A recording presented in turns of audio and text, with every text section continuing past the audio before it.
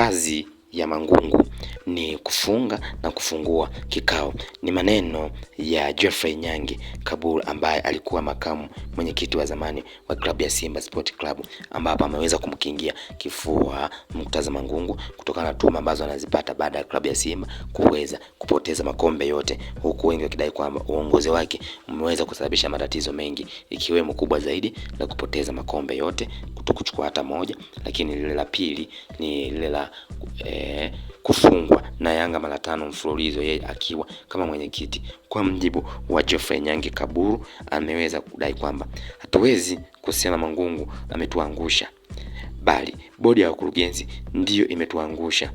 Mangungu tumempa kazi 3: kufunga na kufungua kikao kwenye mkutano mkuu. Zaidi ya hapo katika inasema yeye ni mjumbe wa bodi. Kwa maana hiyo Mangungu ni sehemu ya wengi, na kama wanachama wanasema hatujaridhika sehemu fulani, sio Mangungu peke yake, bali ni bodi yote ya wakurugenzi. Aliweza kuzungumza Geoffrey Nyange Kaburu, ambaye yeye alikuwa makamu mwenyekiti wa zamani wa klabu ya Simba, kwa kudai kwamba Mangungu kazi yake kubwa ni kufunga na kufungua kikao, lakini kwenye masuala mengine ya kiutendaji basi inayohusika ni bodi ya wakurugenzi ndio ambayo inaweza kuwa inahusika. Na kama mtu anadai kwamba Mangungu amewaangusha, basi sio yeye, kwa kuwa sehemu ambayo na yeye anahusika, basi aseme bodi ya wakurugenzi yote imetuangusha mbele chini ya rais wa bodi ya wakurugenzi ya klabu ya Simba.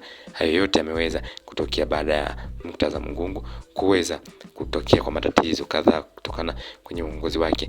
Kwanza imeweza kutokea kuweza kufungwa mara 5 na klabu ya Yanga kwa msimu ambao yeye amekuwa mwenyekiti, na huku wengi wakimtuhumu kudai kwamba huenda yeye ndio anayesababisha kwa nini afanye mabadiliko, huku wengi wakidai kwamba Mangungu ndiye anayesababisha klabu ya Simba iweze kukosa makombe kwa mara ya 4 mfululizo, huku yeye akiwa ndiye mwenyekiti na kumtaka aweze kuachia klabu hiyo ili aweze kukaa pembeni, wachukue wengine ambao wana uwezo.